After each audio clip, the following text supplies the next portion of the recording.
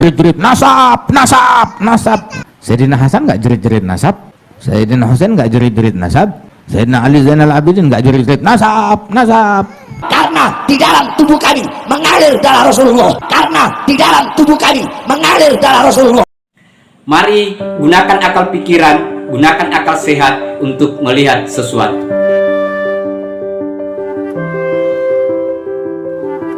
Assalamualaikum warahmatullahi wabarakatuh. Salam sejahtera untuk kita semua, salam demokrasi dan salam pluralisme.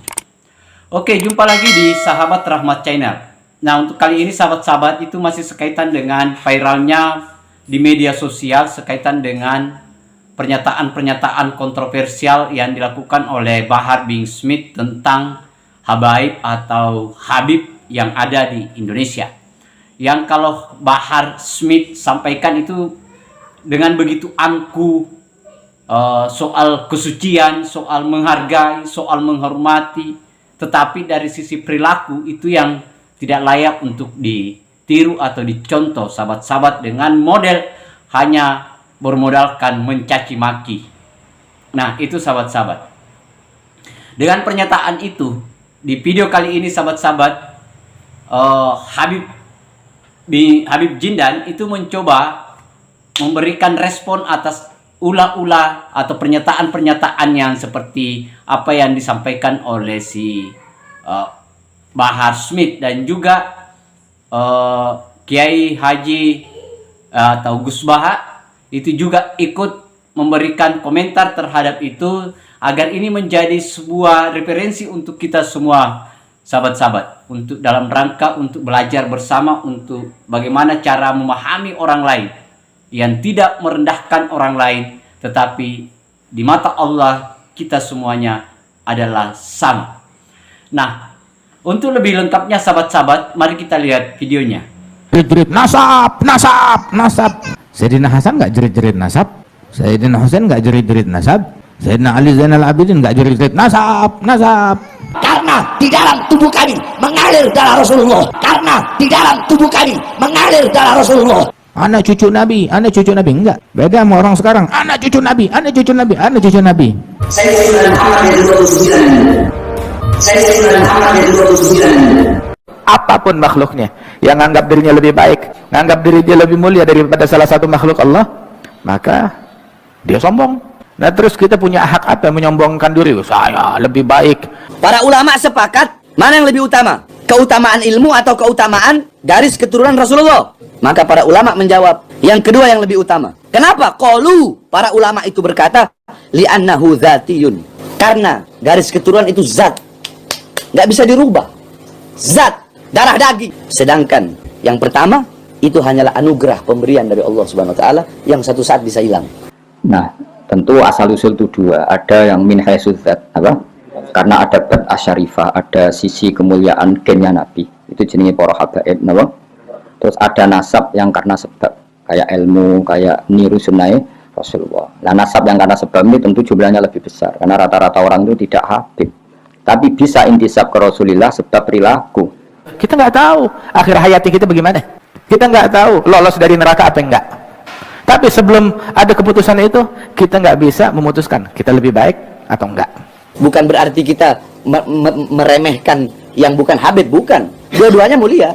Tapi kalau mau dibandingkan mana yang lebih mulia, menurut ulama, bukan menurut anak, adalah para habaib.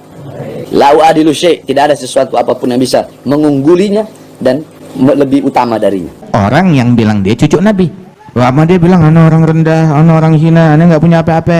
Tapi orang bilang, ada cucunya Nabi, ada alim, ada taqi, ada saleh, ada wali, ada min Bani Zahra. Ahli bait Mustafa, keluarga anak cucu Nabi Muhammad, mereka adalah orang-orang yang suci. Dalilnya apa? Qala Allah Ta'ala, Allah berfirman dalam Al-Quran, innama yuridullah liyudhib ankumur rijsa ahlal bait wa yutahhirukum tathira. Yang ngata-ngatain dia, kalau kita kagak introspeksi diri, nganggap diri kita rendah, maka akhirnya orang yang bakal nganggap kita rendah. Ada orang memandang nafsunya dengan pandangan merendahkan. Orang lain dibikin oleh Allah memandang orang tersebut dengan pandangan pengagungan dan penghormatan dan cinta. Kalau engkau mengakui Muhammad kakekku, kenapa engkau bisa berani menjadi saksi yang memberatkan, menjadi saksi yang ingin memenjarakan anak sebagai cucu kakek yang ente bilang mengaku sebagai umat Nabi Muhammad SAW? Jadi singkat cerita gini, ada Sayyid alim alama. Cuma secara fisik itu nggak pati meyakinkan. Oh, singkat cerita beliau yang alim alama itu diragukan intisabnya dengan Rasulullah SAW.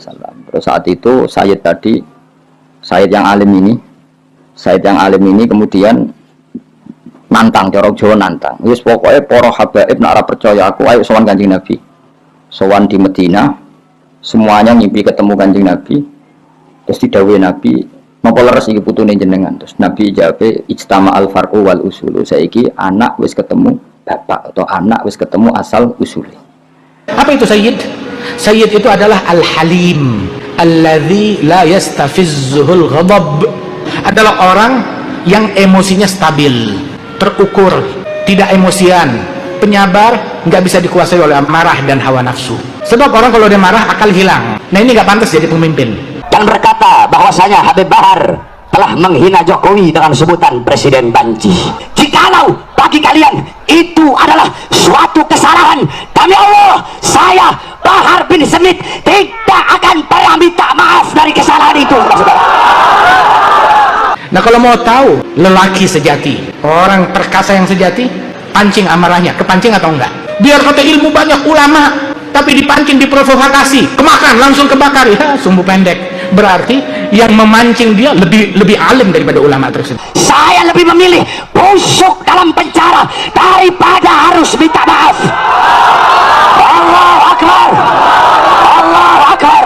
Dulu muhibbin banyak. Kenapa? Habibnya Habib Ali Kuitang, Habibnya Habib Ali bin Husain, Habibnya Habib Soleh Tanggul, Habibnya Habib Abu Bakar Gresik, Habib Ahmad bin Abdullah bin Talib, Habib Muhammad bin Tahir al-Haddad. Muhibbin banyak. Mana Habibnya? Habibnya ada.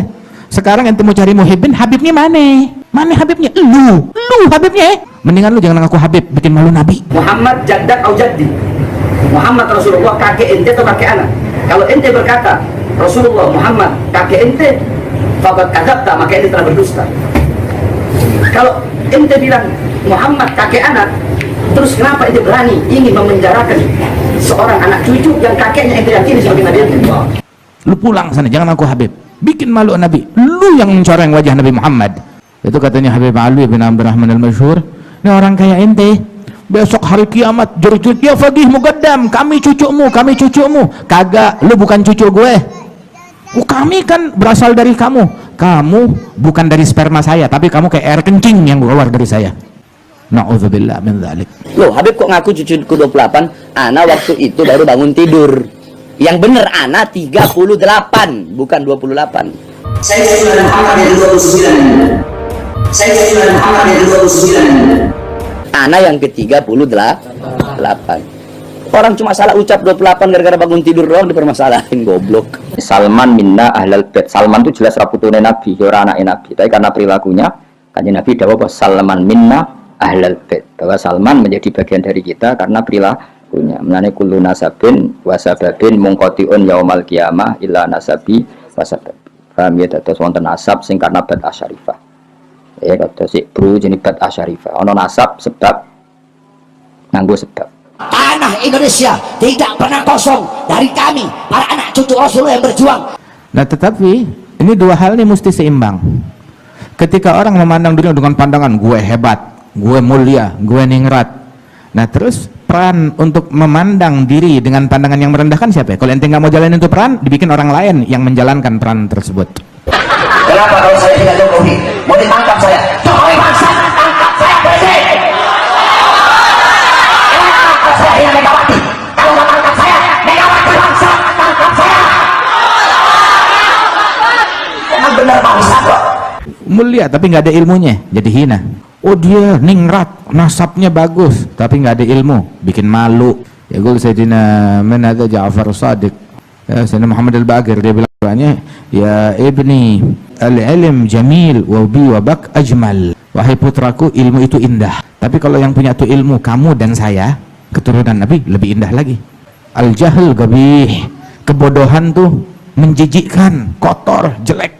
Tapi kalau yang bodoh kita, cucunya Nabi bodoh, lebih memalukan lagi. Orang yang seperti itu mau dibilang bodoh, ya bodoh memang bodoh, ya bodoh memang bodoh, bodoh. Ali bilang, ya makbahal jahal fima yantasib birijal. Betapa memalukannya kebodohan pada diri orang keturunan wali-wali. Keturunan wali-wali, keturunan nabi tapi bodoh. Hah? Ilmu dari rumahnya ente. Baitun nubuwah wal futuwah wal huda wal ilm fil madhi wa fil mutawaqqi'in, lu nya bodoh. Enggak ngerti cara salat, enggak ngerti wudu, enggak ngerti yang halal yang haram. Hakada. Mereka mau bilang Bahar bin Smith begini, ceramahnya marah-marah, Rasulullah itu tidak pernah begitu. Kata siapa?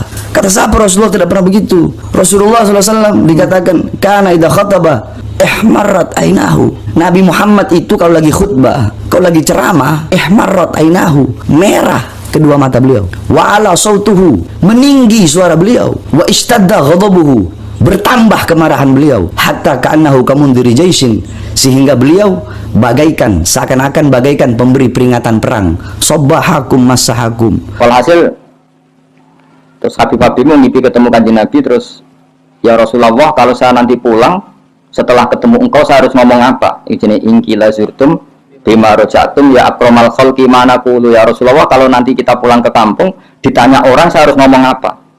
Terus Nabi jawab, qulu roja'na bikulli khairin, sudah kamu bilang saja bahwa pulang dari Madinah membawa semua kebaikan. Suwastama al-far'u wal usulu, saiki putu wis ketemu Mbak. Tadi tentu, nah ini para habaib ya, far'un yang karena bad'ah karimah, yaitu karena gen, paham ya. Tapi kalau far'u min haisus sabab ya katus al-ulama warasatul anbiya. Nah, itu tadi videonya sahabat-sahabat. Silakan sahabat-sahabat mengambil kesimpulan, karena dua hal ini yang sering terjadi di masyarakat. Dan saya kira apa yang disampaikan oleh Habib Jindan dan Gus Baha adalah sebuah referensi yang layak untuk kita ikuti, layak yang kita jadikan sebagai contoh panutan sekaitan dengan pengetahuan kita untuk melihat yang namanya surya nabi atau habaib atau habib yang ada di Indonesia. Kenapa ini penting sahabat-sahabat? Kan ini yang menjadi pertanyaan besar. Nah, ternyata di akhir-akhir ini di media sosial, di mana-mana, mungkin di sekitar sahabat-sahabat, mungkin di kampung-kampung, di mana saja. Dan biasanya kejadian ini terjadi sahabat-sahabat. Ada orang yang tidak tamat SD, tidak tamat hanya karena bermodalkan pakaian saja, hanya karena bermodalkan jenggot saja, model saja, itu sudah berubah menjadi ustaz atau sok-sok ahli agama, ahli kitab. Nah, ini yang banyak merusak, dan inilah yang banyak terjadi akhir-akhir ini. Nah, saya kira itu sahabat-sahabat, mari kita arif bijak melihat kondisi hari ini agar kita tidak cepat terprovokasi atas ajakan-ajakan atau hasutan-hasutan orang-orang yang memang hanya kerjanya nyinyir, hanya kerjanya mencaci maki, hanya kerjanya membenci, khususnya membenci para pemimpin kita. Dan kita waspadai itu semua sahabat-sahabat. Akhir kata dari saya, wassalamualaikum warahmatullahi wabarakatuh. Salam demokrasi, salam pluralisme, NKRI harga mati.